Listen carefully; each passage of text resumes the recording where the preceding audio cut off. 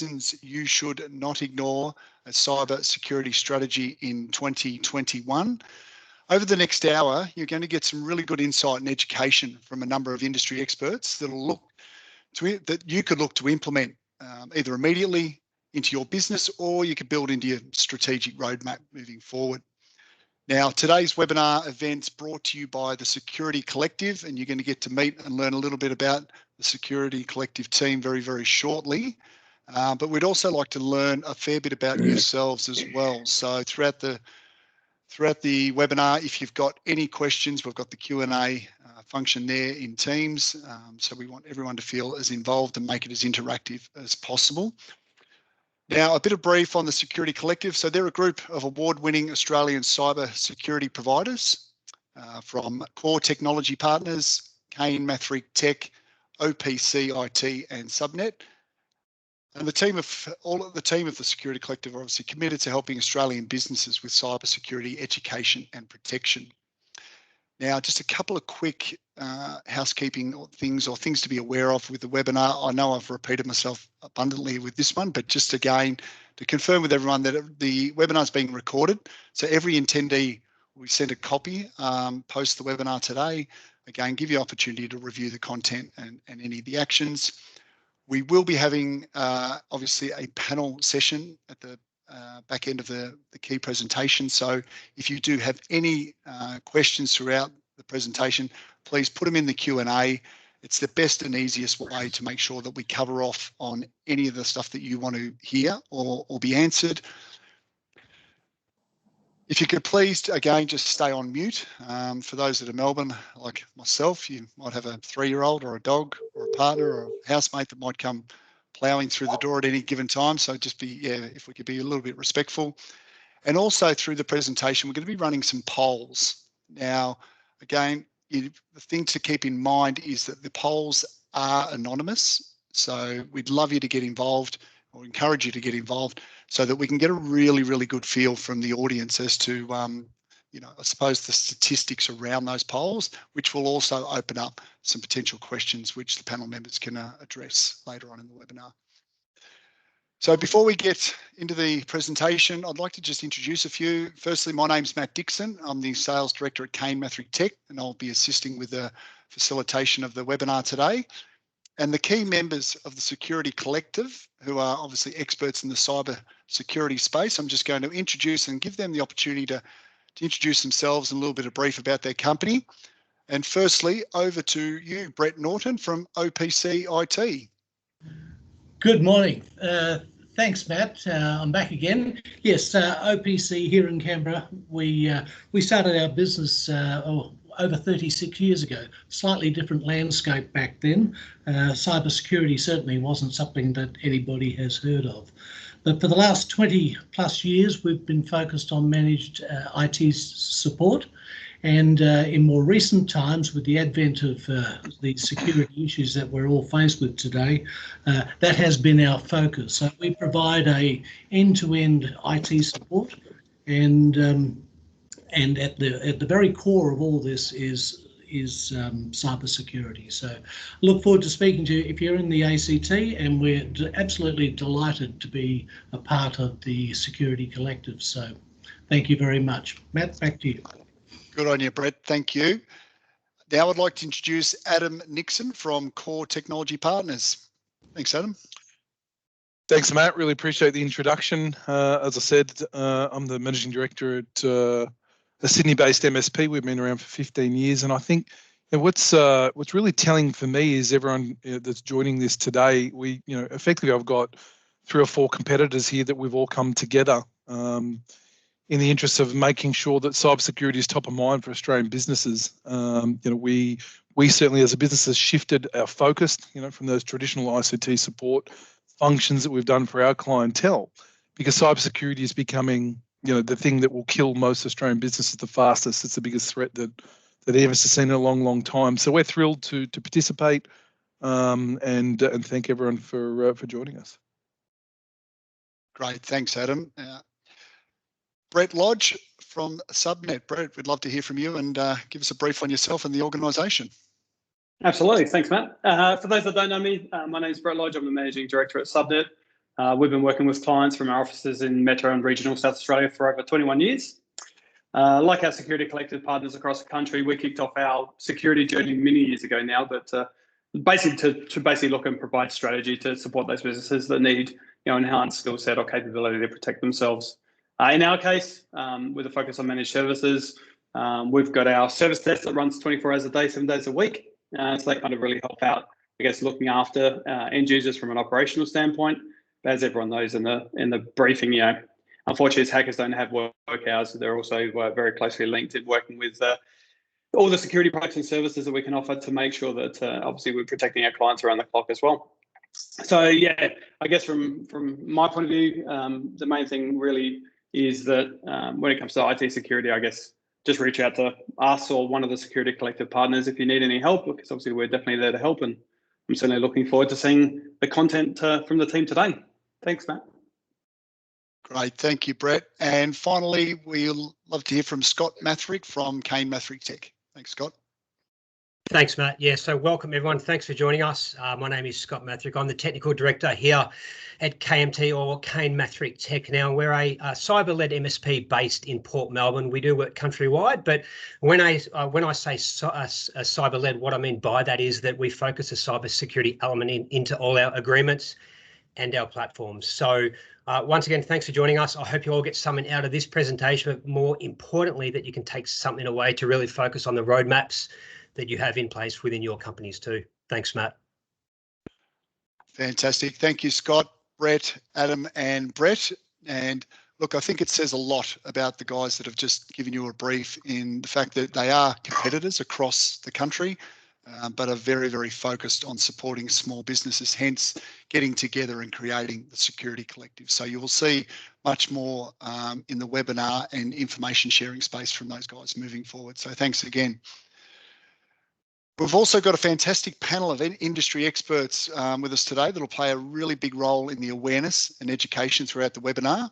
So I'd like to introduce, before we get going, so Jay Ryersi, Jay is the Vice President of Cyber Security Initiatives for ConnectWise. Emily Ann Fogarty, and Emily's the Senior Security Program Manager at Datto.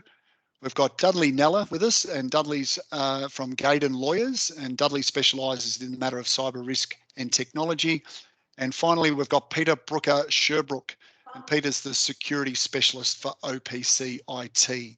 So Jay's going to be doing our key presentation today, and then Emily, Dudley, and Peter, along with the Security Collective Directors, will be on hand and ready and available to answer any of your questions later on in the webinar that you've got. So again, I'll just reiterate, make sure that you use the Q&A space while it's fresh in your mind. Don't wait till the end and then hopefully it drifts out of your head.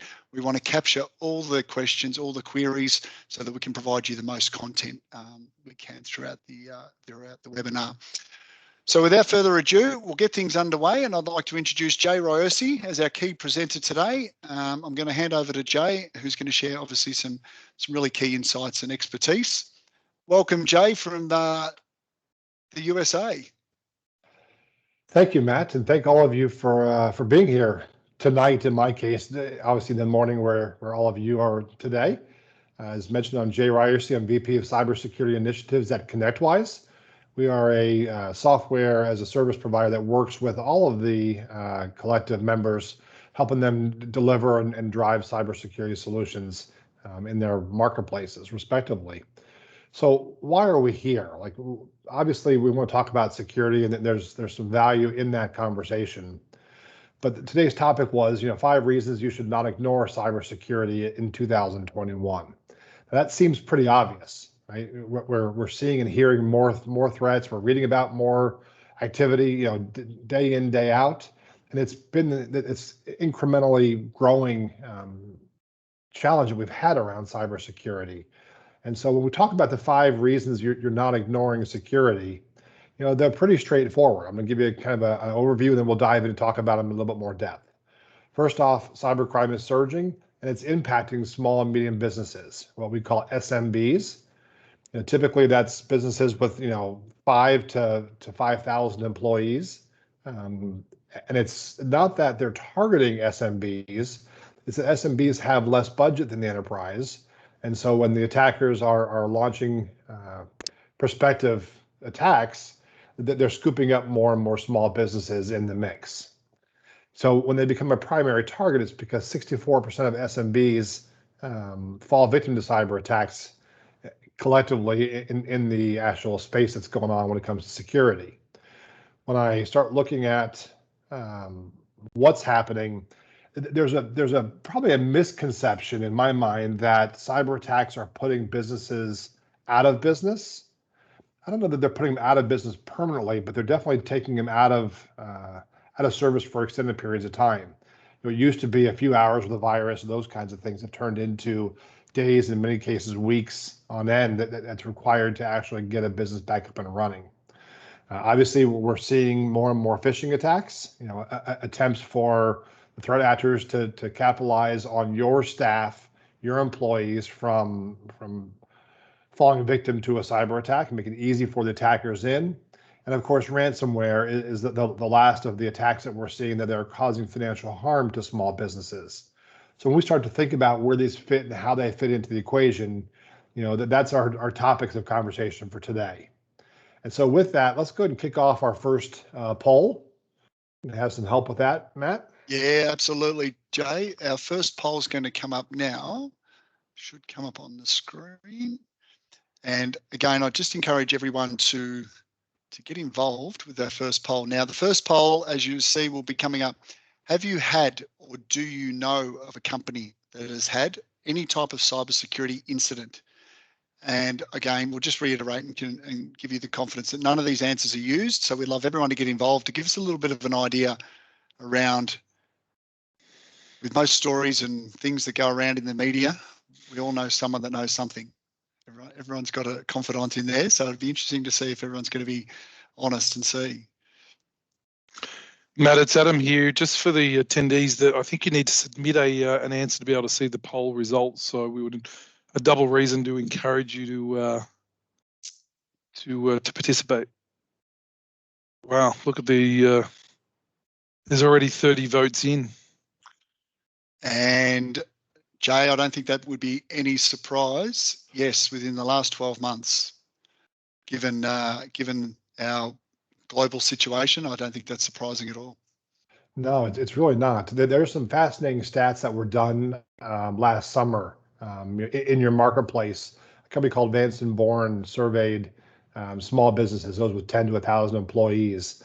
And one of the overwhelming stats was that 77% of them were afraid that they would fall victim to a cyber attack in the next 6 months. So that falls in line with people are seeing it. They're hearing about it. It's actually occurring on an ongoing basis that we need to be talking about. The fact that you're all here is because you're obviously concerned about that, and that's certainly worth having today's conversation. So when we start thinking about what's on business owners' minds, here are some of the fascinating information, and you guys can kind of read through it really quick. I don't need to read you each slide, but it's pretty impactful to start to understand where cybersecurity fits and what we've heard from business owners and business leaders like all of you that are on here today. I don't know if any one of these jumps out at me more, but they all scare me as a security professional focused on trying to help businesses like yours, defend and then avoid falling victim. When I start thinking about the biggest challenge we face is that there's currently a 0% unemployment rate in cybersecurity. I was at the RSA conference here a couple of weeks back, and I was listening to Chuck Robbins, who's the CEO of Cisco, and he said that there are somewhere between 3.1 and 4 million unfilled cybersecurity positions outside of government, so in the commercial space. And yet there's only 2.8 million worldwide security professionals. So there's more demand than there are even people that exist in the market. And that means that we all have to start working together to find ways to actually combat the threats that we're all facing. Now, that's easy for me to say, right? But we know that cybercrime is surging.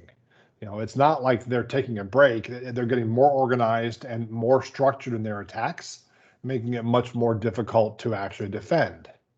Now, when I talk to small business owners from around the world, and I do this on a regular basis, We hear a lot of the same things from the business owners, and I'm sure some of you are thinking the same thing. You're like, Jay, this sounds great, but look, we're too small. The hackers don't care about our data. Well, there's no such thing as too small. Anybody can fall victim to a cyber attack. And you're right. I don't know that the hackers in most cases care about your data, although there are new trends where they actually are stealing your data first. But what they know about your data that we don't think about is that if you have no access to it, let's say that there's a ransomware attack, and all of your files are encrypted and they're holding the key to all of your data. How long can you run your business with no access to those systems and those files? For most of us today, you couldn't go more than a couple of days without it having a financial impact on your business. Heck, for some of you, I'm guessing you call your MSP, your IT service provider, when the server's been down for 15 minutes, right? So security is not going to help this. It's actually going to create more and more risk for your business. Now, we also hear from small business owners that, hey, I've already got tools. I've got antivirus and managed firewall and backup systems. And it's great that you've got those. You've got to have them. They're an essential part of a security practice, but they're not all that you need today. The landscape has changed. The number of threats, the types of threats have changed because the threat actors figured out what we're all using. And now they're saying, hey, based on that, we're going to find new ways to attack.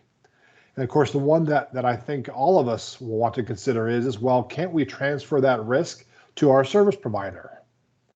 You probably believe that you buy IT services from these companies, and if it has, flashy lights and you plug it in, it must be part of their managed services contract. But managed services and managed security services are not necessarily the same thing. Now, a lot of MSPs includes fundamental security, the foundational things you need like antivirus and backups and maybe that managed firewall. But in a world where more and more people are working remotely, and when they're not working remotely, they're still taking their devices out there with them and working remotely, it creates this opportunity for attackers to find ways into your network. So you need to work with your provider to make sure you have the right infrastructure in place to protect and really to make sure that you maintain security on the data that you care most about. Next, SMBs are truly a primary target. And we're seeing this on an ongoing basis, and there's a tremendous amount of stats behind these numbers.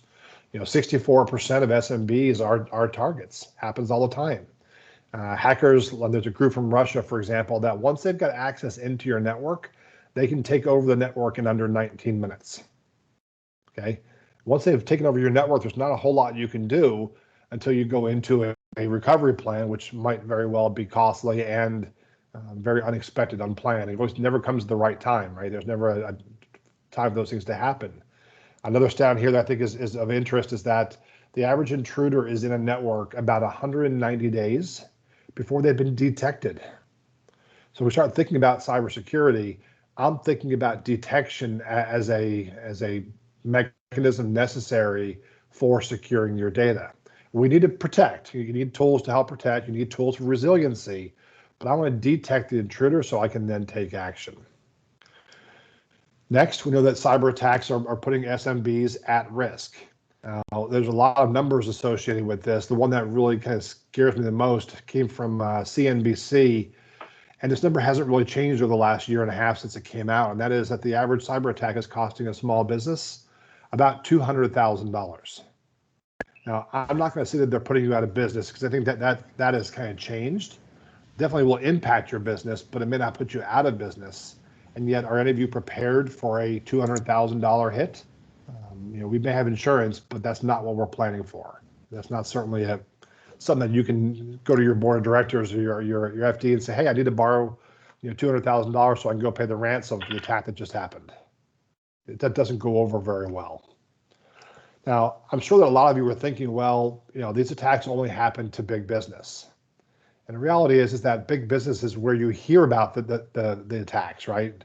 If your business and your small gets hit and impacts, several thousand records, that's not nearly as good on the news as, Marriott and their 500 million records that were compromised.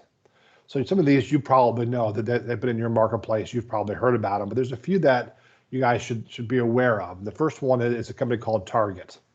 They're a retail chain here in the U.S., although I think they've got worldwide capabilities. But They were hit not long ago, and it turns out that the breach came in through their Wi-Fi system.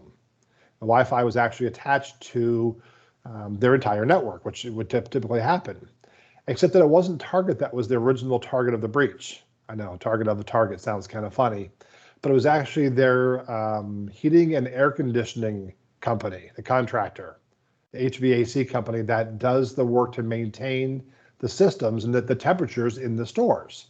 See, all those units up on top of the building that cool the building are controlled wirelessly down to a controller in the building. And so when this HVAC provider was compromised on their network, I'm going to kind of paraphrase and simplify this, there was a spreadsheet called Target Wi-Fi Access Codes.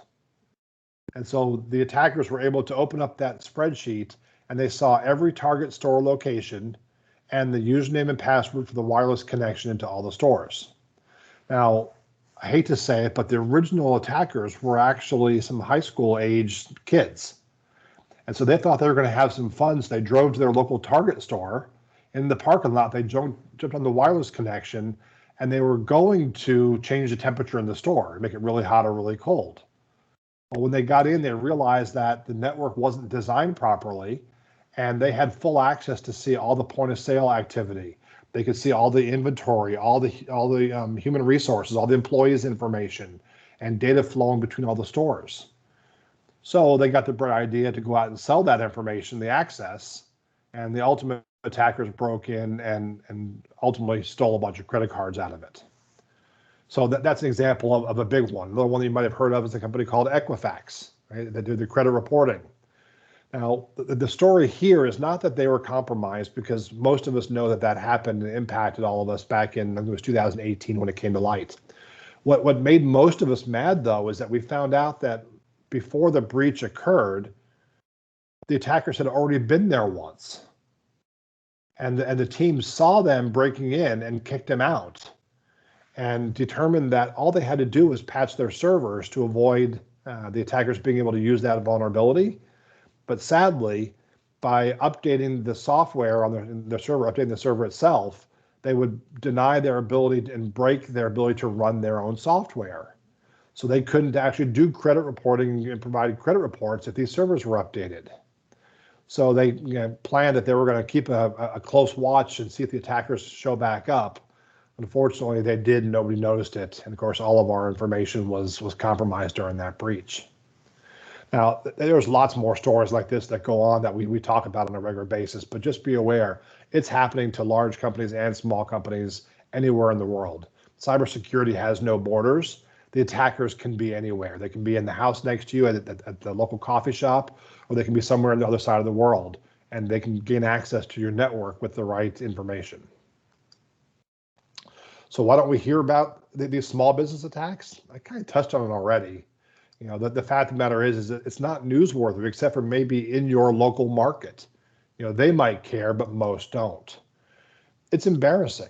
I mean, how many of you would raise your hand right now and tell us that you were hit by a cyber attack? Any volunteers? You know, most of you don't want to talk about it. You don't go to the bar at night and tap elbows and say, hey, we got hit by a ransomware attack today. How about you? And that's just not a common occurrence. Obviously, there's lousy PR. There we go, Ethan. Thank you for being honest.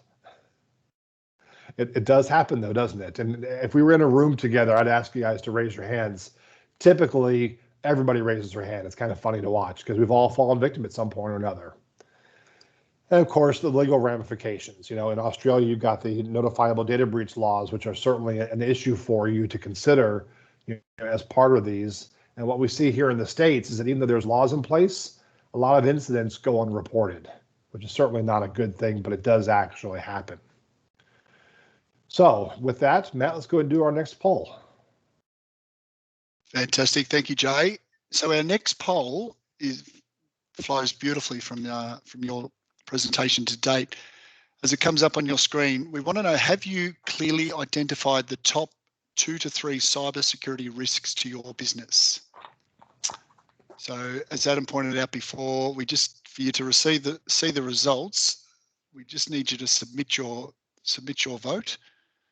And we're coming through percentages, yes and no, going no, keeps going up and then going back to the nose, and there's a lot of not sures, which, you know, when you're talking 25% of not sures, close to, Jay, is, yeah, I think some people now, having heard some of your content, would be thinking, wow, I think I need to get on top of this pretty quickly. Yeah, you know, when we talk about these threats, we talk about ransomware and business email compromise, the two that cause the most harm to a business. I'll share some numbers with you here in just a moment, but it makes you rethink how you view security and what your responsibility is for protecting it. So let's go ahead and keep going. Thank you guys for answering those polls. Sorry, Jake, just before you go, mate, I just want to remind everyone that, yeah, if you've got questions along the way, please put them in the chat. We're gonna get to those later on in the webinar. So yeah, just make sure you put them in as you think of them. Thanks, Jay. Yep. All right. So I mentioned business email compromise.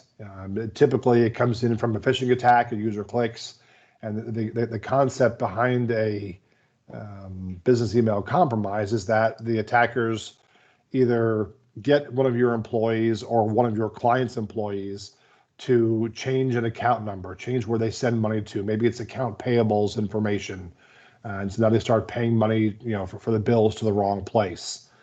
Maybe it comes into human resources when they're trying to recruit a new colleague for your business, and rather than coming in through the normal email system where you may have security, they might share information, you know, via LinkedIn or some sort of a direct message, a DM to somebody. And so these change the landscape in a way that create problems. Now, in the Australian market, 2020 market, I think there were $142 million of losses related to business email compromise. That's about $35,000 per incident of money being sent, you know, fraudulently due to business email compromise. Here in the U.S., it's even more than that. As a matter of fact, the FBI says that nearly 50% of all losses for business email compromise.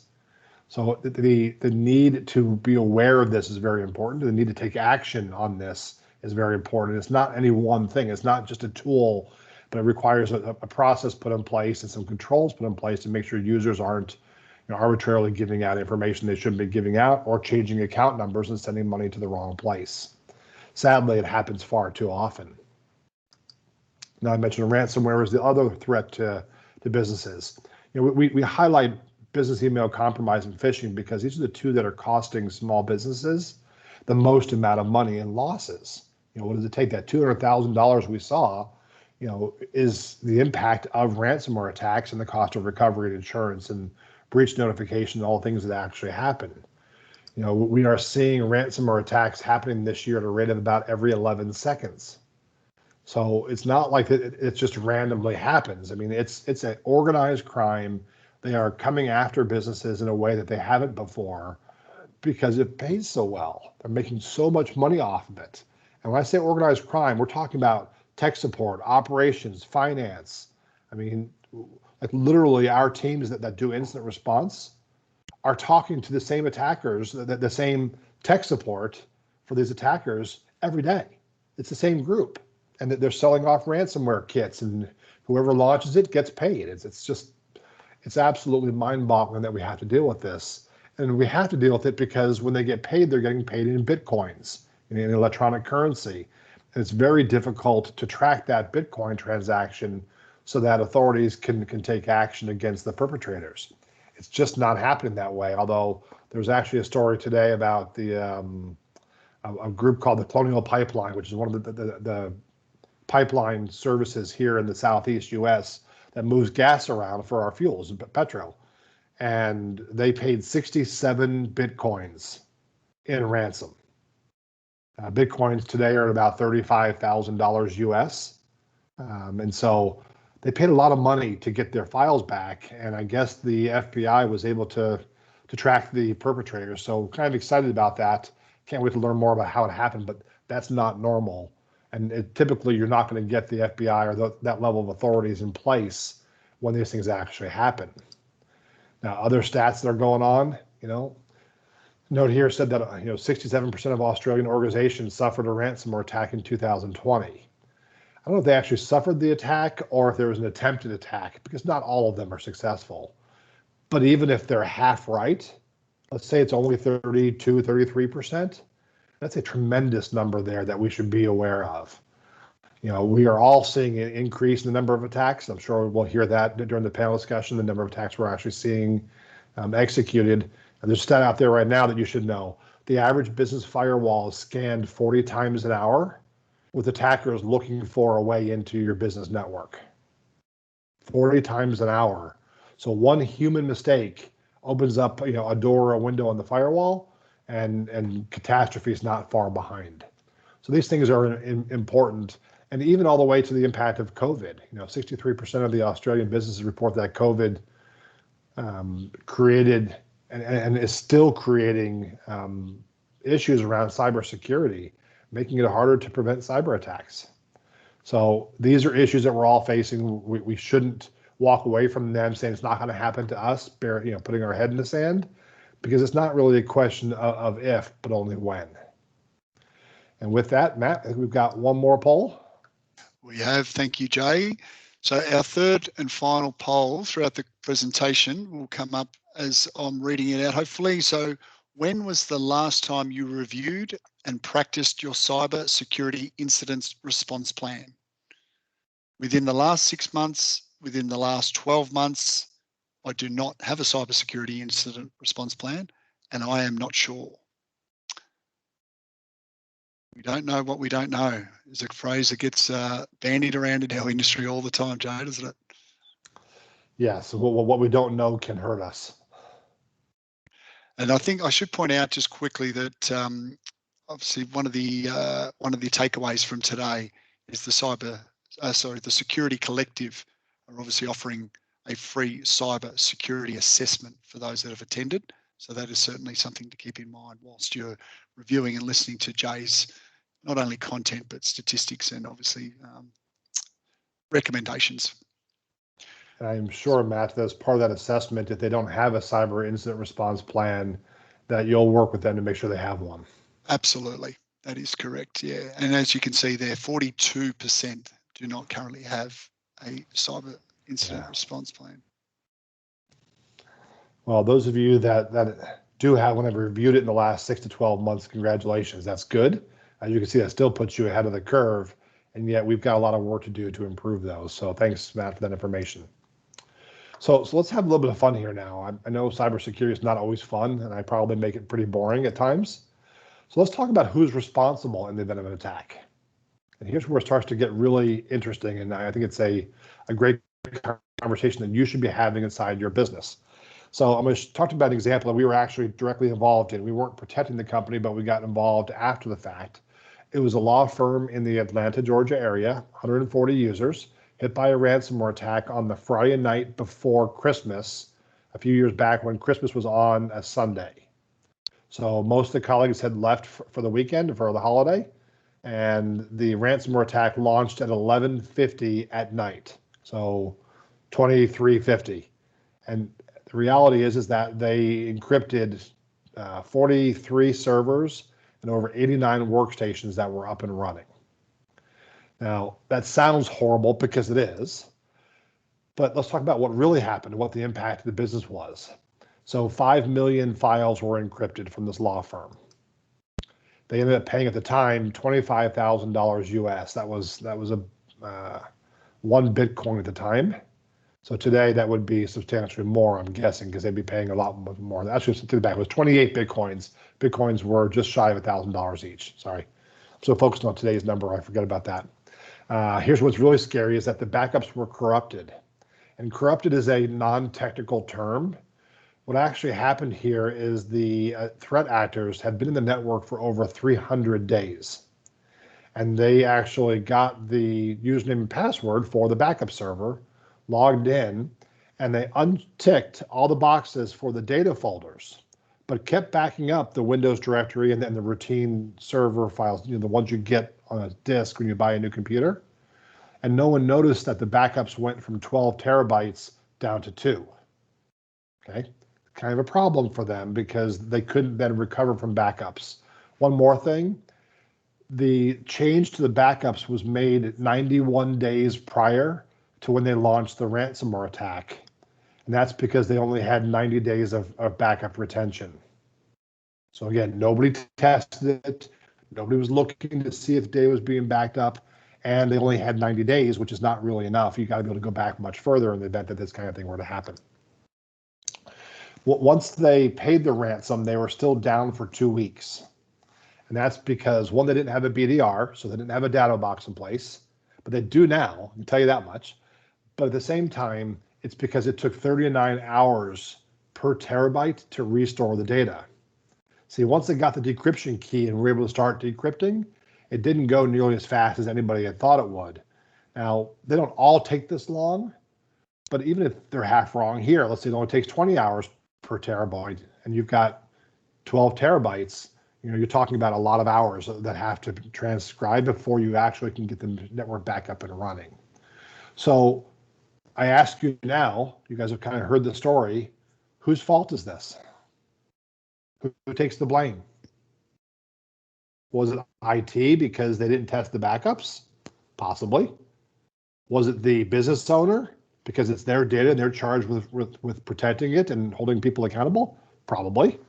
Was it the managed service provider that was involved that wasn't necessarily doing the backups but didn't notice the intruder had been in the network for over 300 days, because they weren't reviewing the firewall logs? Possibly.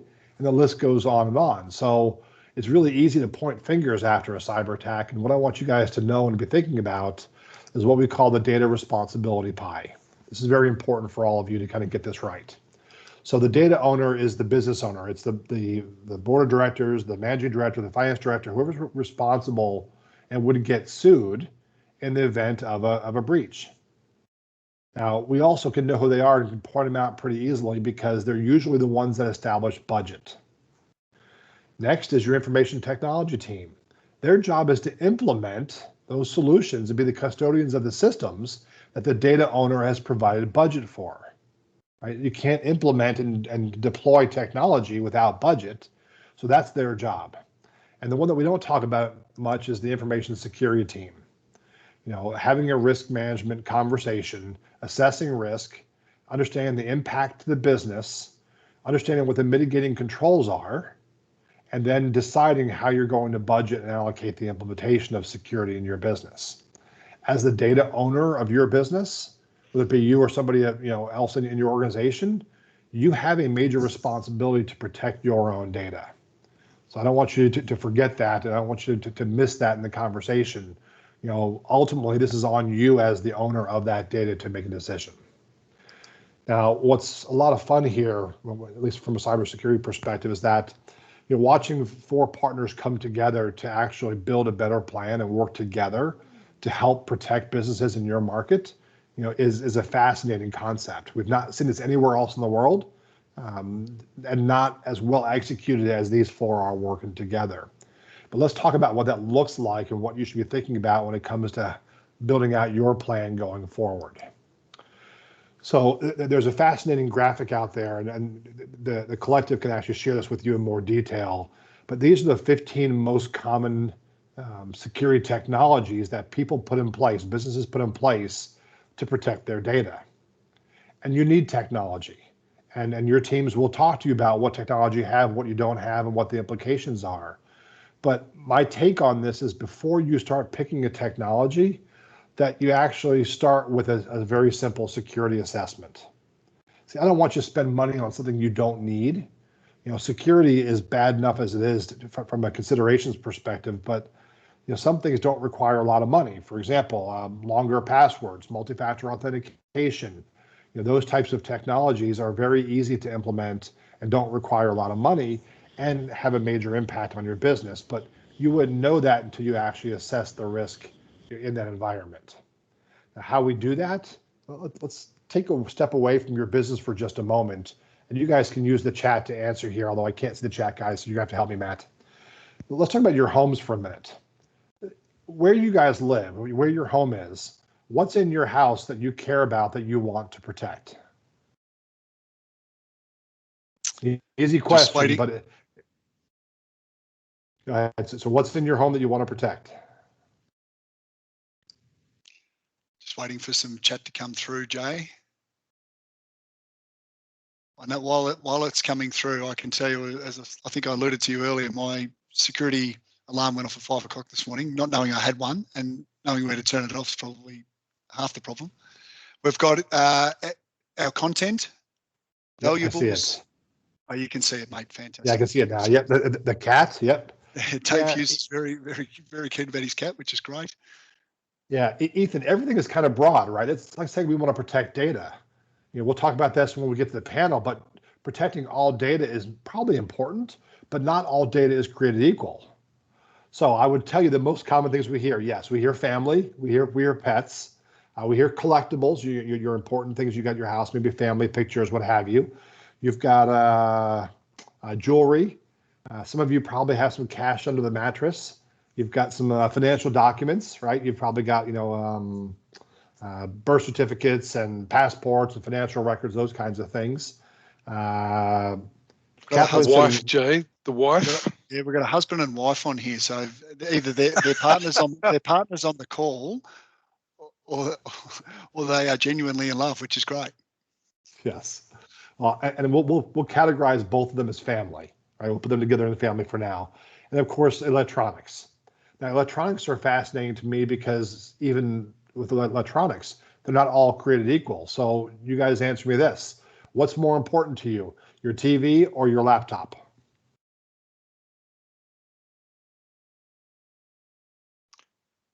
Someone's just said the coffee machine, which is a third option. And now we've got definitely the coffee machine. Yes, all right. So laptop. And laptop is the most common answer. Okay, now tell me why. Why the laptop?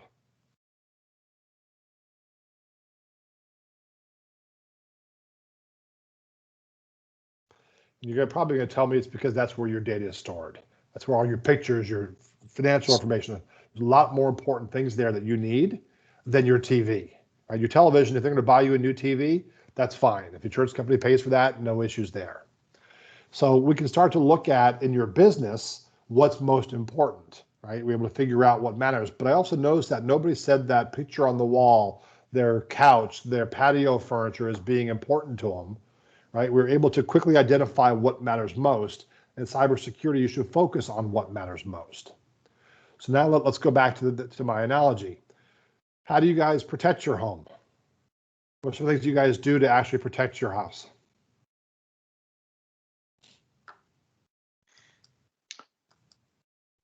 And these are some of the most common things we hear.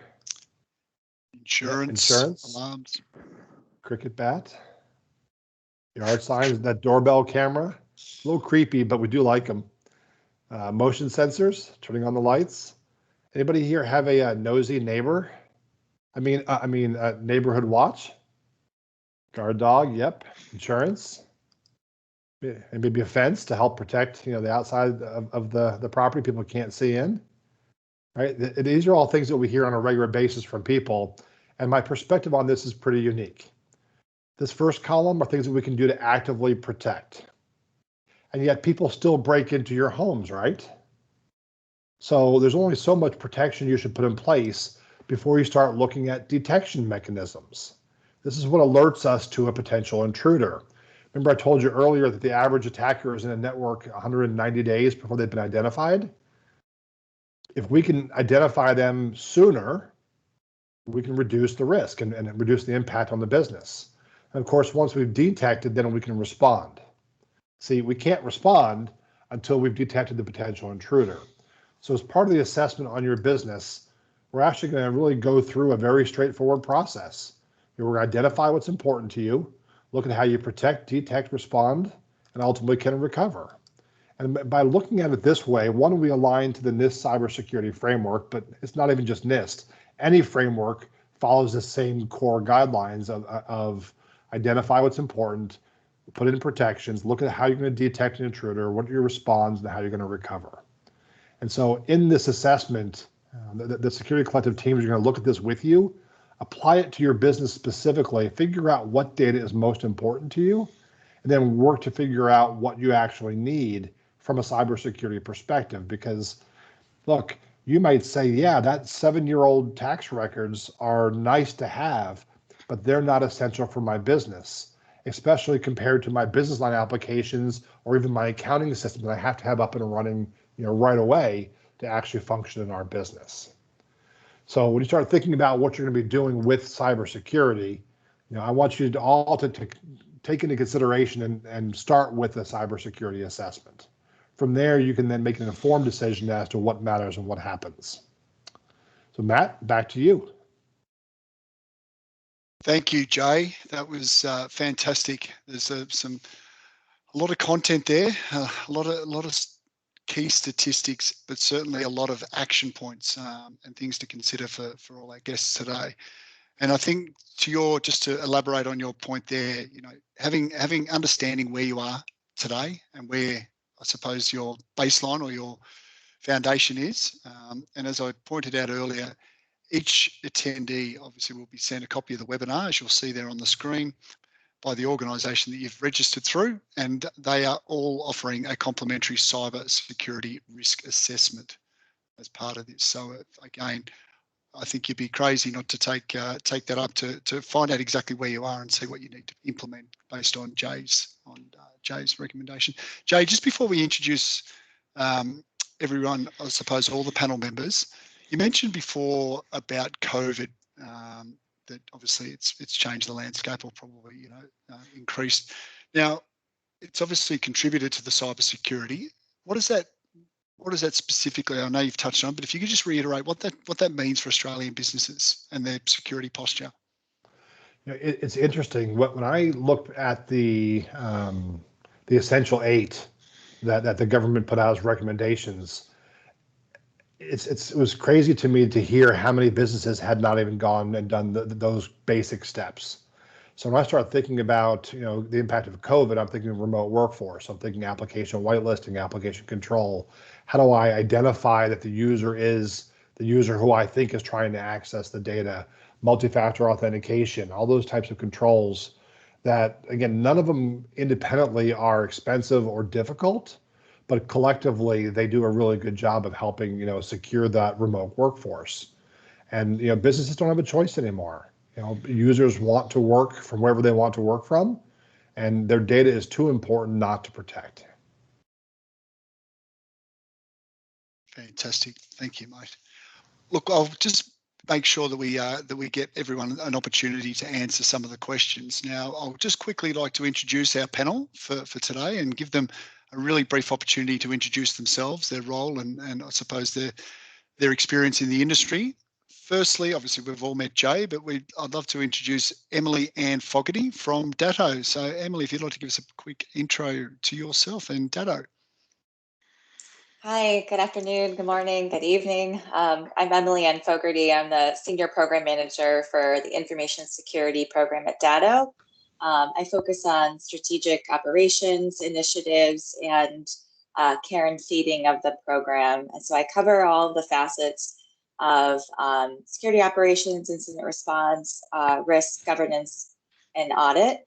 And I interact a lot with our partners who are in the MSP community, get to know sort of what's important to them and balance security with usability, and listen to the feedback that's out there. Prior to Datto, I actually built the first product security program for a healthcare company that focuses on medical devices. So very familiar with working with government regulation and sort of the compliance frameworks regarding NIST 853, ISO, and those types of requirements. So really excited to be here today and to chat with all of you. Fantastic. Thank you, Emily Ann. And now I'd like to quickly introduce Dudley Neller from Gaydon Lawyers. Thanks, Matt, and thanks to the Security Collective for having me along again to join the panel. I help, I'm a helper at the end of the day. I'm a lawyer, but I also have a keen interest in managing cybersecurity risks for clients and customers, helping those clients get a better understanding of the risks that are presented by cybersecurity issues, helping them to respond to cybersecurity incidents, helping them have difficult conversations with threat actors who may be in very far-flung places, and doing the best that we can to help those customers recover from those incidents and to get on with the business that they're involved in. So thanks again, and happy to take all questions that come through. Fantastic, thank you, Dudley. And finally, our third panel member is Peter Brooker-Sherbrooke from OPC IT. Welcome, Peter. Hey guys. Yeah, so I'm just part of the security team here at OPC, just working everything to roll out managed security to clients and look for, detect and get rid of any threats that we find. Yeah, so all the day-to-day nitty-gritty security stuff. Yeah. Fantastic, thank you, Peter. So to everyone and all our guests, we've got Emily Ann, Jay, Peter, but also Dudley, I should say, and our security collective experts in Adam, Scott, Brett and Brett. So if you've got any questions, there's a couple that have come through directly to myself, which I'll go through. But if there's any other questions there that anyone would like to ask on the back of Jay's content or anything else, then please shoot them through. I'll get things underway. The one came through, maybe for you, Dudley, just to go down the legal track to start off with. Now, you've got here, the Notable Data Breach Scheme requires organisations to notify affected individuals and the Privacy Commissioner when a data breach occurs. Can you just explain how this actually works so the businesses are aware of what they're obligated to happen if they are breached? Sure, Matt, and I'm promising not to put people to sleep talking all things legal. The Notifiable Data Breach Scheme came into place in March 2018. Up to that point, it had been on organisations to voluntarily disclose to the Privacy Commissioner whether a breach had occurred and also to decide whether or not to notify their users.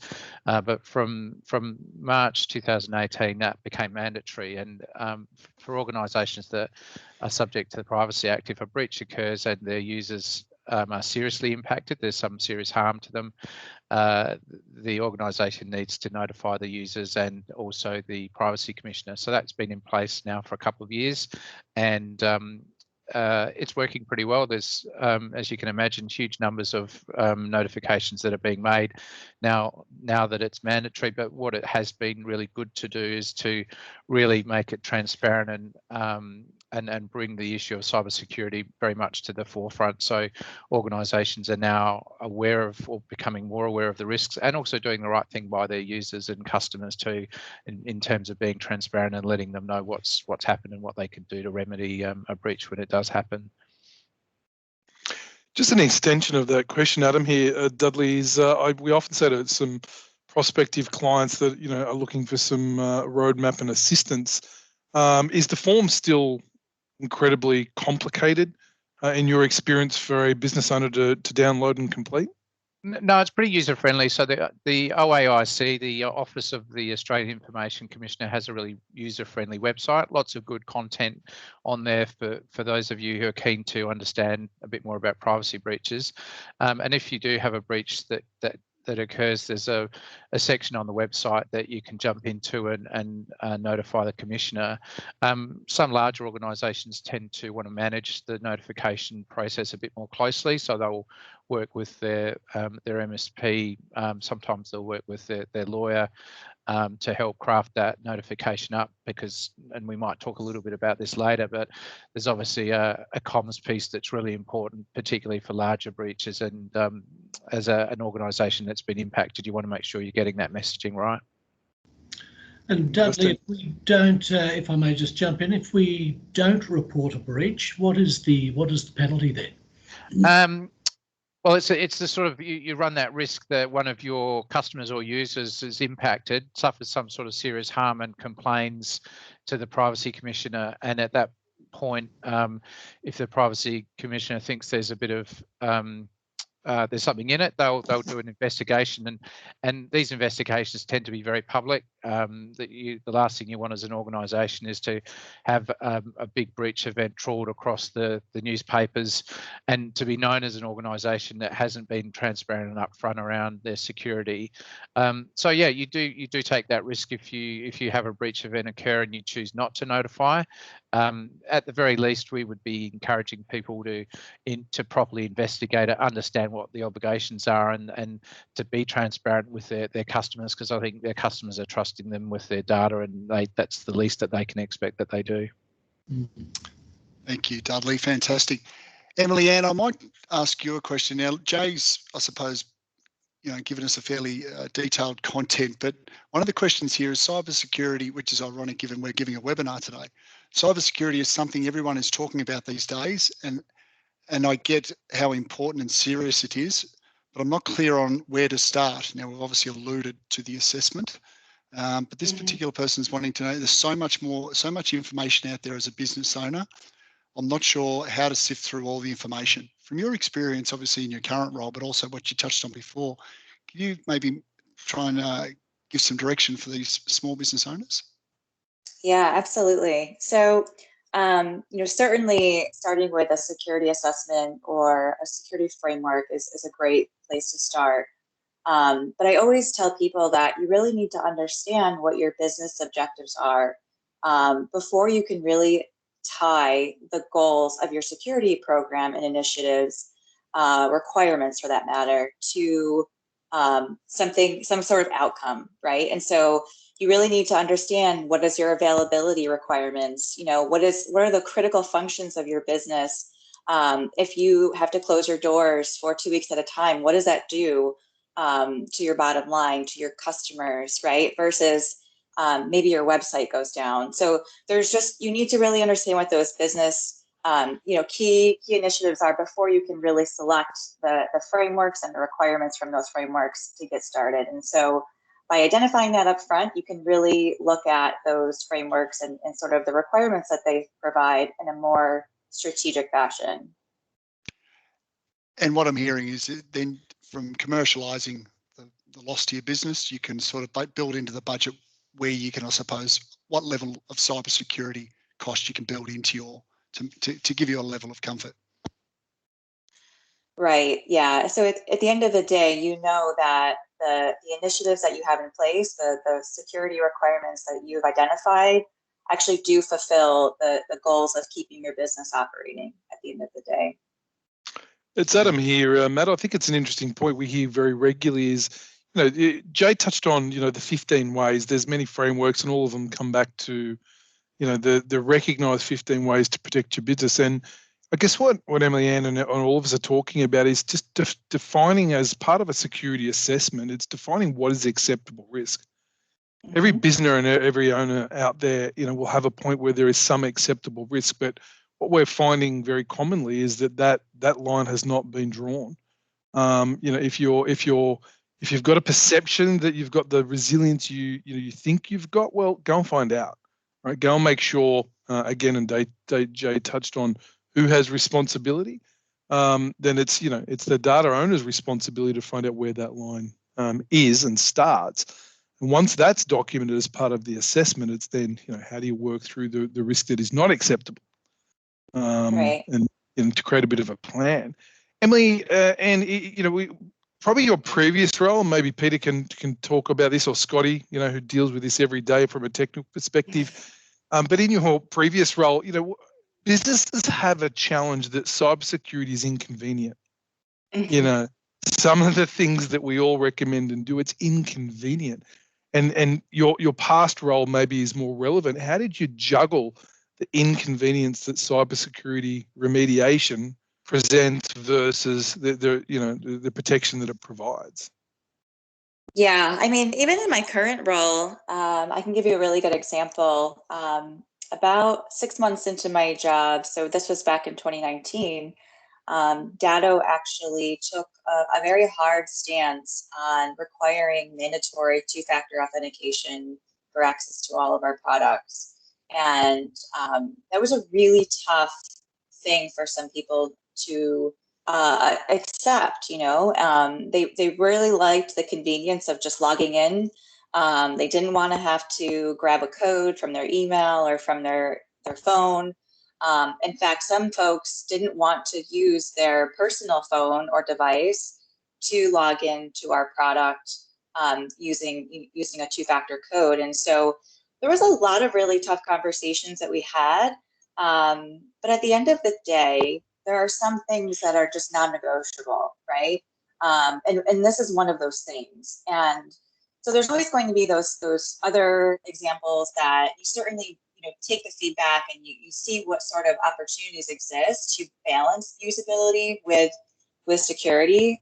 Those always need to be considered, but there are some fundamental things that are just non-negotiables that at the end of the day are really going to reduce risk and are going to protect you and your employees and your business. And so once you start to have meaningful conversations with users about the type of risk you're remediating, and what that does, and really break that down into a personal approach, I've found very little resistance. I actually had a partner of ours that subsequently was very, very originally very hostile about the fact that we were doing this. But then at the end of the day was asking me for advice on how I can help him secure his teenage daughter with all of her social media applications and devices that she was using. So security really is personal. I tell people at the end of the day, and it is something that might be a short-term inconvenience, but it's a long-term gain for reducing risk. It's fascinating, Emily Ann. That law firm that I talk about, had they had two-factor authentication, the entire attack from beginning to end would not have happened, because the attackers got in with stolen credentials. That's how they got in the network to begin with. And then because there was no two-factor authentication, those credentials were effective. And then they were able to get into the backup services because there was no 2FA there either. And again, one small control, one technical control, it's nominal in the scheme of things, would have had a major impact. And yet their losses were $2.3 million US. Mm-hmm. And of that, just the recovery costs were close to $700,000. So it's insane to think that sacrificing a little bit of convenience, Adam, to your point, is worth it in the long run, and it really is. Yeah, Jay, and you touched upon sort of the email being a big compromise vector. And one of the things that I think is useful to mention and why that is because it's very easy to just create automation that, some threat actor has purchased credentials on the dark web, hundreds of credentials, and they can just low and slow brute force these login attempts with hundreds of different login credentials. So, I mean, you can see that, right? We can see that activity, this kind of low and slow brute force attempts that occur on logins.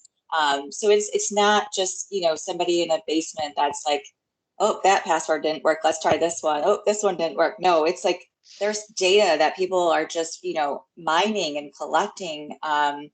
I don't know if anybody's heard of this, but there's a great website called haveibeenpwned.com. I can put it in the chat.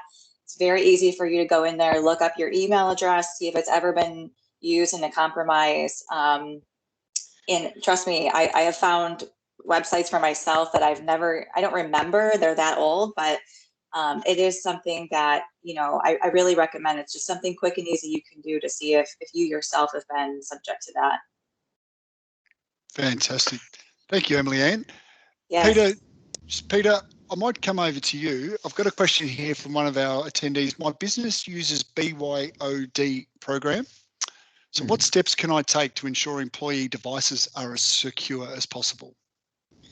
Yeah, it's a tough one with BYOD. So yeah, first thing, you probably should get a clear policy in place and definitely tell all of your employees, explain to them what's in the policy and make sure they agree to it. And then once that's all in place, definitely get some kind of MDM onto all of the machines so that you can actually manage all the devices that are joining your network and accessing your company data, just so that you can be sure which devices are accessing your company information, and then make sure that they're compliant with the security policies that you've outlined. So if they're accessing from a mobile phone, make sure that they have a PIN to access their emails. On their computer, make sure that they have to have an antivirus, make sure that they have a strong password that you've recommended. Yeah, all those kind of changes that you can put in and make sure it's clear in a policy for the employees. Yeah.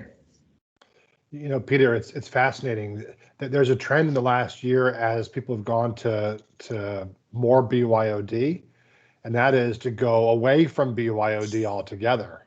More and more businesses are saying, yeah, we're not prepared to risk our business, which drives the paychecks for the families that work in our business and our clients, and risk it because somebody left their computer sitting there and one of their kids walked up to it and started playing a video game, not knowing that game introduced a compromise, which then jumped across the VPN and encrypted all the data. So don't be surprised if you actually see the concept of BYOD go away, other than some very minimally invasive technologies. Yeah, and I mean, it's not just the businesses. I mean, employees they don't really enjoy their business having complete control over their laptop. You know, they don't want to have application whitelisting enforced on them, so that when they get home and, you know, if they want to boot up a video game, suddenly they find they can't on their laptop, you know, it can get frustrating for them as well. Which I think speaks also to the need for awareness training. You know, everybody on this call should be thinking about, you know, what can I do to teach our users what bad looks like? And it's interesting because there are some fascinating stats out there around companies that have engaged and built a culture of cybersecurity, and not only just had their teams go through and watch the videos, but actually are gamifying it and having some fun with it, have cut the impact of phishing attacks down to single digits. And that's a major change, and that's just, you know, modifying human behavior. Are you seeing the same thing, Emily Ann? Yeah, in fact, I just got off the heels of a massive cybersecurity conference that I held for all of our Datto employees, 1,900 users. And one of the really big themes was cyber resilience, but also a large push on, you know, phishing and smishing and vishing. Like, these are all funny, you know, animal type terms, but these are real things that threat actors are using to really take advantage of the psychological nature of taking advantage of people.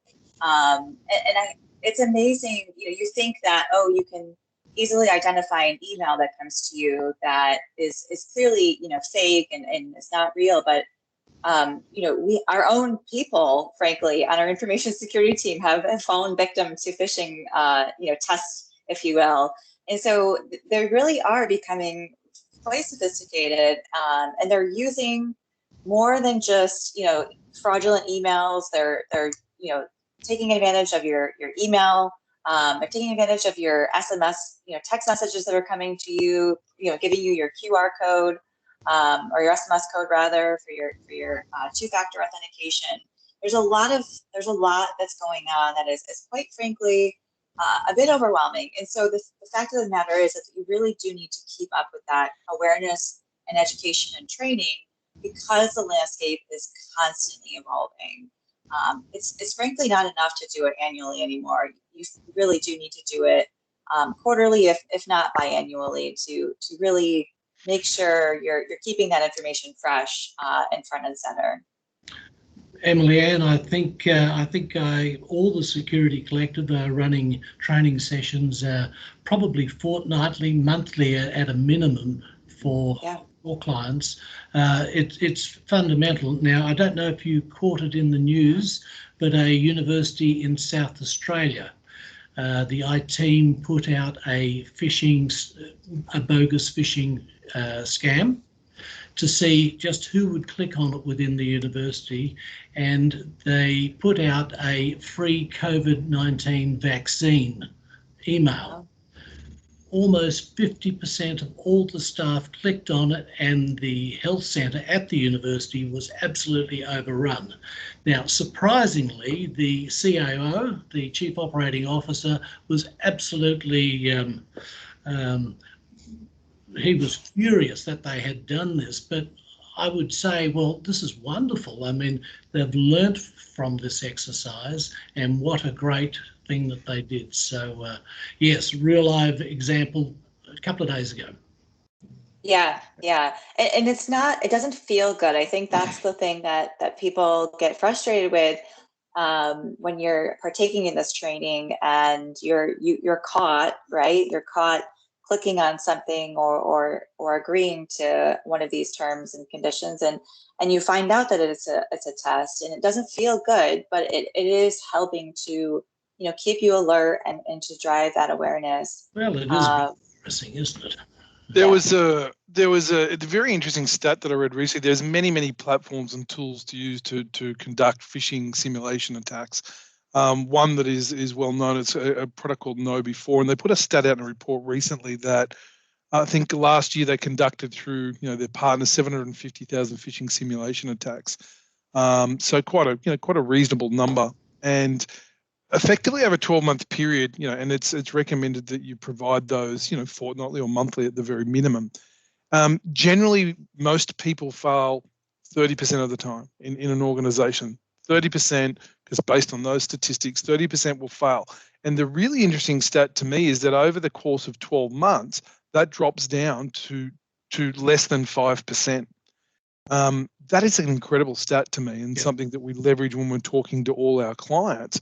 And what it simply says is that making it front of mind, training them, and let's be very clear here, this is the number one way that your network is breached by your users. And you're really creating, there's a term that's been around for a while, is create your users as your human firewall if you don't focus on them. Adam, I think that number's over 90%, isn't it, of scams come through email. Absolutely. Business email compromise is huge now, as Jay touched on. On the wrong link, on the wrong email. Fantastic. Yeah, and when you think about that stat again, that if you can reduce that from 30% of your workforce, allowing them an easy way in down to less than 5 by just simple tools and creating an awareness within your organization, to me, that is a great place to start. Fantastic. Great discussion, guys, there. Excellent insight from all angles. I'm just conscious we have approached 1:15. We do have a little bit more time if we've got a few more questions, but just before we ask the next question, I just wanted to draw attention to the takeaway from today. And obviously the gentlemen here, Adam, Scott, Brett Lodge and Brett Norton, just to confuse things, the Bretts, are offering a complimentary cyber security risk assessment to all attendees. So I've got no doubt that the guys will be in contact, but I think, again, just reiterating, everyone who's been has added some value here today. Again, getting an understanding of where you are right now is a key aspect. And also each organisation that receives a cybersecurity risk assessment will also qualify for exclusive data offer that Emily Ann has very, very kindly offered as part of today's webinar. So I just wanted to give Brett Lodge or Scott an opportunity to have a chat, and I'll let you two guys fight over who wants to answer this. But one of the questions here is about, I've got a managed IT provider. They tell me they're providing security. Why do I need cybersecurity in addition to, aren't they looking after everything for me? Great question. Yeah, Matt, I can answer that. So I suppose when we're talking about cybersecurity and the basic platform, we aren't speaking about a managed services platform anymore. So when we're talking about managed services as your typical MSP offering, we're keeping the lights on, so to speak. So that includes things like your basic antivirus. We're doing your patching. We're checking your backups. I mean, backups are the bread and butter. They should be checked each day. There should be 3 forms of backup, on-site, off-site, all that kind of stuff. But again, that's the real sort of basic offering that all, good MSPs should be doing anyway. Now that we venture into that cyber territory. It's a totally different discussion now. I mean, we've touched on a few things, especially the SAT training, which I thought was really important, and getting that buy-in from the customer, and really getting that culture around the whole company so that it's ingrained, so that we're all following the right direction. But more importantly, understanding why we're doing it. And if we can't get that buy-in when we're resetting passwords, when we're enforcing MFA, it's always going to be hard to get that buy-in. But going down the cyber platform, it's a different suite of products as well that we have to put in there to actually monitor everything properly. So things like SIEM. So we're doing incident and event management. So everything that's going inside and outside of that network is being monitored. So in the event that you have a cyber breach and you go and lodge a claim with your insurance company, you can hand over the keys and actually give them the records of what's happened in the last 30 or 60 days to actually show where that breach has come in. We've also got to have other agents on endpoint devices. So now, and especially during COVID now, most of us are working from home. So we're no longer in an office that's protected by a firewall anymore. We're at home. We've got kids. They're playing video games. They're downloading movies and torrents and all that stuff. We're working from libraries. We're tethered to mobile phones. Everything's different now. So we don't have that protection anymore. So it's really about trying to protect that endpoint device. And then with cyber, there's so much other stuff as well, just to make sure that we're actually reporting on all the risks that are in that environment. And then going a step further, once we work out our roadmaps and our governance. We've spoken about governance before. I know Dudley touched on it before with the notifiable breaches, but we also need to take that a step further in our overall roadmap and really work out what laws do we fall under. We've got APRA, we've got ASICs, we've got the Data Privacy Act, we've got the Consumer Act. There's so many different acts that we need to actually follow and understand where we fit in as a company, because that also alters our response rates as well. So to give you an example, all those different laws have different breach times to actually notify those government bodies. So some are under 30 days, some are after 30 days, some are within 2 days. So we really, when you get that cyber platform in, it's so much different to just having a managed service platform in place, because it's not just the IT that comes into it, but all the governance, the risk profiles, all the management structures, and how that all ties together. Fantastic. Thank you, Scott. Any of the Security Collective want to add to that before I ask Dudley a pointed question?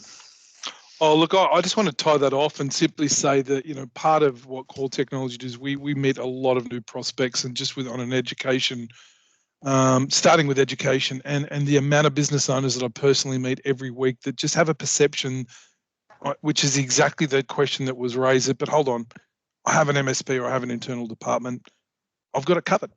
And that's okay. And that's well, it's understandable given that they feel like there is a perception that they have the resilience because IT has always been covered either by internal or external. And like Jay said, the fundamentals just aren't being done. Unfortunately, we're seeing it time and time again. MFA, so many fundamentals, really solid patching, and just locking down user access. The fundamentals aren't being done, and business owners are just feel that they have the resilience in place, but they don't.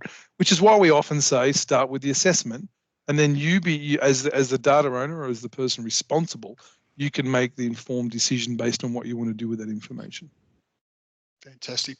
Transparency is a big piece. Having the trust and confidence in your provider, whether it's a managed IT or a cybersecurity, having a high level of accountability and ensuring that you're getting what you're supposed to be getting is I might add in there too, Adam, that we've found a fair bit of resistance to putting the likes of MFA in, and yet it's changing slowly, but it is changing. But it comes from the top down, so it's vitally important that the business owner makes these decisions and forces them, because they'll get a lot of resistance. They'll get a lot of resistance from their users because it will make life more difficult.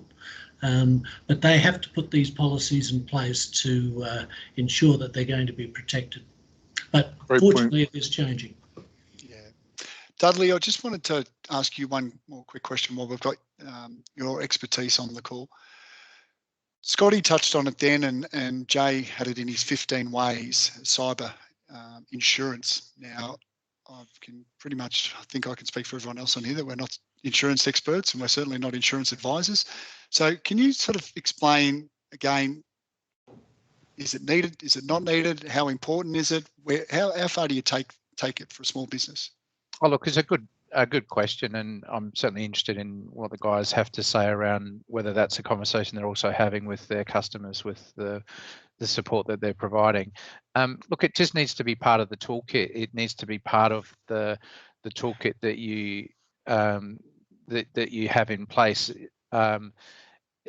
It's expensive. Some of the providers out there are better than others, but it just needs to form part of your approach to managing your security more effectively. So, yeah, absolutely, you should be looking at your insurance, understanding what it does cover, but more importantly, what it doesn't cover. So a lot of, just to use a bit of a hackneyed legal phrase, the big print giveth and the small print taketh away, and that couldn't be more true of cybersecurity policies. So I think when you're talking to your MSP partner and wanting to understand more about what they can do to assist you from a technical perspective, have the conversation with them too around insurance. Do they know any brokers that specialise in the area? If they do, great, make an introduction, have a chat to the broker, understand what these policies are intended to cover, and as I said, more importantly, what they're not. They're not a silver bullet. They just need to form part of that broader approach to security. And I'm sure the guys have got some comments too around their experience with insurance. Maybe Brett Lodge, I can see you nodding your head there, so I'll pass across to you. Absolutely. Look, I think the thing with that as well is also, I guess, looking at the wider picture. We've helped support clients that have had to go through this process. I think the other key thing is we talked a lot about the incident response plans and having that as a key part of it. Being very aware of what your policy states and what you can and can't do in the event of an incident. So roping that into your incident response plan, I think, is also really critical because by default, obviously, when we're working with cyber insurance companies, quite often there's limitations on, even as a service provider, what we're able to do and not do. So having that really clear and understood before you get into an incident is probably one of the key parts I think I was just going to raise. But certainly from a client point of view, all clients, like Jay talked about before, you're going to need multiple things. You can't just rely on the detection and the prevention part. You do need to wrap that up into insurance policy, just like your house. You may hope all your locks are all set and that you don't get broken into, but if and when you do, you still have an insurance policy on your house to make sure you're at least able to recover some of that. So keeping that same thought process is really important. That's right, Brett. And just to add to that quickly too, I think Brett just summed it up there, that it's very important in the event of an incident that you actually know what you need to do. And each insurance company, they'll stipulate your rights and what you can do. So as an example, if there's a breach, your MSP provider just couldn't go in there and start restoring data because that's going to overwrite what they have to go and send their forensic team in to find out. So it's really good having that framework there. And also in the event of a breach, they will guide you through the whole process. So it's more of a safety net as well. So when there's a breach, you can pick up the phone and speak to someone and they'll tell you which laws you fall under, who you have to notify, and the steps that you need to take. So you're really getting that professional guidance to walk through that cyber event, which is probably, that's probably one of the most important things to have. Brett, just an extension to that, Brett Lodge, talking to directors and board members very regularly, there is a perception from them that a cyber incident response plan is an IT function. Your thoughts on that? Yeah, no, absolutely. Like from us, I think the whole cybersecurity part of this is certainly, and same thing with a lot of us providing, managed security services. It really does need to be at business level. So you're having a lot more business discussions, like Scott mentioned earlier.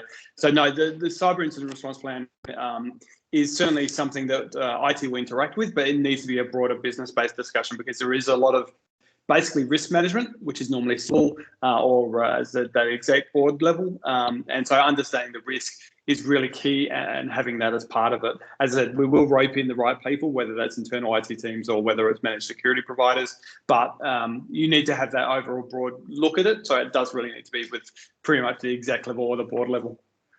I'm sure, every security collective member on here we have clients, all of us have helped customers or prospective customers post breach, so they've unfortunately been breached for a variety of reasons. And I think it's, we would all come back and say, if we asked every one of them after the fact, would they have done some of the inconvenient things we're talking about, putting 2FA or MFA in place? documenting the incident response plan that for in very simplistic terms spells out whose responsibility it is to do certain things immediately following a breach. It's far harder to do that, as Brett Lodge touched on, whilst you're in the midst of a breach, as opposed to having and it typically is a 2 to 4 page document maximum about spelling out the steps of how you're going to go through the remediation and process to get you back up and running quickly and as least amount of impact as possible. Yeah, Adam, just to quickly jump in there, I think the other key thing, which I don't hear a lot of for people that do have the incident response plan, is also testing the incident response plan. Just like you've got fire wardens in your organisation, that's all well and good, but you still have test and pull everyone out of the office and pretend there's a fire somewhere. Doing the same thing with the incident response plan. Hey, walking up to someone saying, by the way, you've now got crypto locker, what do you do? It's a really great process, and it also just really highlights where you need to tweak or tune your incident response process as well. Fantastic, guys. That's excellent. Look, I'm very conscious of time. We've approached 1:30, and I just wanted to, before anyone needed to get back to their day, wanted to send a very heartfelt thank you to Jay, giving up your time, obviously this late at night. You'd be ready to hopefully have a quiet drink, mate, and relax. Emily Ann, thank you so much for joining us and providing your input. Dudley, great to have some perspective from a insurance and a law perspective. Peter, thank you for your input as well. So thank you to all our panelists. Jay, our key presenter. I'll just allow the Security Collective guys, Adam, Scott, Brett and Brett, to just, I suppose, share their appreciation before we end proceedings. But thank you from myself. I'll let the guys have the last say, but thank you very much for your participation. Thank you for being very heavily involved in the polls, providing some questions, and we certainly hope that you got a lot of value and benefit out of today's webinar. So I'll let you gentlemen have a brief goodbye and thank you. All right. Well, certainly on behalf of OPC here in Canberra, if we can assist anybody, we should start with an assessment, but please make contact with us, and we look forward to assisting you. So thank you very much. And thanks, guys, for Jay, Emily Ann, Dudley. Great. Yeah, I was going to say, just from my side, thank you to Matt as well for hosting today, who did a great job. And fantastic also, job. Don't forget, I guess, from our side, as everyone's mentioned, we're more than happy to help out. Don't forget, obviously, that security isn't a destination, it's a journey. So make sure you keep going with this process wherever you are in it. So thanks, everyone. Yeah, great session, everyone. Particular thanks to Emily Ann and Jay, just because of the time zones and staying up late for us. Really appreciate it. Some fantastic insights given your very recent and relevant experience. Thanks to my fellow members and all attendees. And Matt, you're an absolute natural. What a great job tying it all together. Thanks, Matt. Yeah, I'll just echo those requests as well. Thanks, Jay. Again, I think it's our third one, mate. You've done well. I know it's out of your time frame as always, so thank you very much. Appreciate it. Matt, you've done a great job, and thanks for the panelists and all the people that have attended. Hope you got something out of it. Again, I think like Brett said, it's not a destination, it's a journey. It's the best way to put it. So good luck with all your frameworks and what you guys decide to put in place. And if you guys need a hand, just shout out to KMT. We're in Melbourne. Great work, guys. Thank you. We'll allow people to get back to their day. And thanks, everyone. Again, very highly appreciative of your time. Thanks all. Cheers. Bye-bye.